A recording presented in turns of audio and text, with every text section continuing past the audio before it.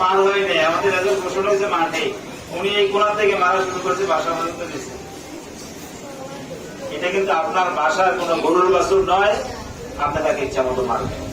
গরুকেও মারা নিষেধ ইসলামের বিধান। আর আপনি একজন মানুষকে মারবেন, সেটা তো কোনোভাবেই হয় না।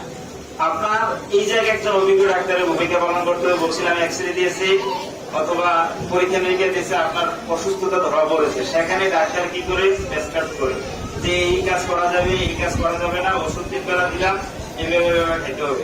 এবার ওষুধ দিয়েছে, আপনার কাছে আসছে, ওষুধ খাইছেন, ব্যায়াম দিয়েছে, যা কিছু দিচ্ছে সবকিছু করছেন ঠিকঠাক, আল্লাহর মধ্যে এখন সুস্থ। আমরা এখানে শিক্ষক শিক্ষার্থীকে গড়ে তোলার ব্যাপারে এই অভিজ্ঞ ডাক্তারের ভূমিকা আমরা পালন করতে পারি না। আমরা অভিজ্ঞ রোগীর ভূমিকা, অভিভাবকের ভূমিকা পালন করতে পারি না। আপনি একজন অভিভাবক হিসাবে যদি সন্তানকে ডাক্তারের কাছে নিয়ে যান, ঠিক সেম কাজ করেন, কিন্তু এখানে এসে আপনার খুব বাড়াবাড়ি করেন। এই জন্য যারা বাড়াবাড়ি করছেন তাদেরকে ধন্যবাদ দিচ্ছি যে আপনার আন্তরিকতা আছে রেজাল্ট ভালো করার পেছনে, হ্যাঁ বিষয়ে, কিন্তু এত আন্তরিকতা খুব ভালো নয়।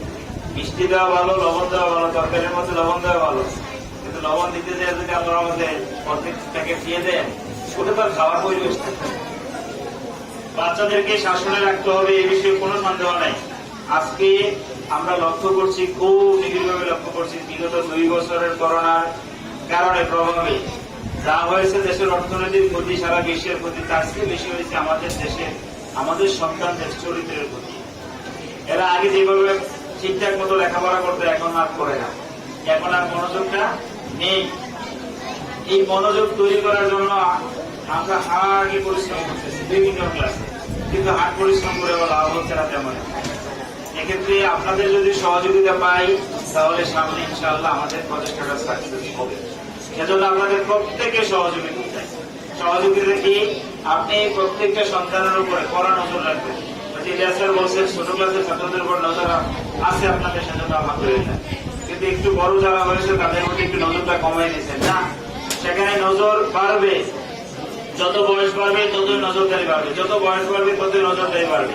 কিন্তু সেক্ষেত্রে একটু কি করতে হবে, তাকে কিছু কিছু ব্যাপারে স্বাধীনতা দিতে হবে, কিছু কিছু কাজ তার হাতে ছেড়ে দিতে হবে, তার মতো করে তৈরি করার জন্য তাকে প্ল্যান দিতে হবে, তার মতো করে সাজানোর জন্য তাকে স্কোপ দিতে হবে, সুযোগ দিতে হবে।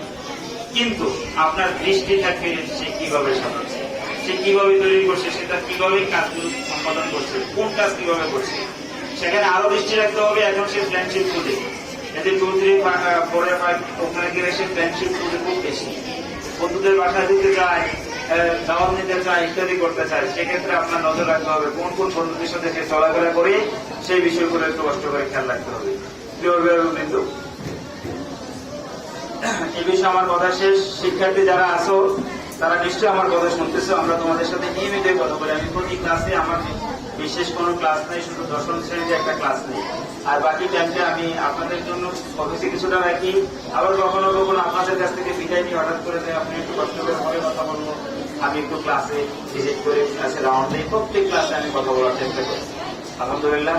সেখানে আমরা শিক্ষার্থীদের সাথে অনেক কিছু শেয়ার করি। আজকে বেশি কথা বললে শিক্ষার্থীরা বুঝবেও না, শুনবেও না, সেজন্য কথা বলছি। একটা শুধু কথা বলবো, আজকে রেজাল্টের পর একটা শপথ নিতে হবে প্রত্যেক শিক্ষার্থী। আজকে রেজাল্টের পর একটা শপথ নিতে হবে, যার যেই জায়গায় রেজাল্ট এসে দাঁড়িয়েছে, যে খারাপ করবো তাদের সম্পর্কে একটা তখন আমি বললাম, খারাপ করলে হতাশার কোনো কারণ নাই, ভালো কিভাবে করা যায় সে বিষয়ে চেষ্টা করতে হবে। একটা সিদ্ধান্ত নিতে হবে, যত যত সমস্যা তোমাদের দৃষ্টিতে ধরা পড়বে, যে সাবজেক্টে কম মার্কস থাকবে, সব যদি এর চেয়ে নিচে থাকে, তাহলে সেই পর্যায়ে পৌঁছার জন্য চেষ্টা করবে।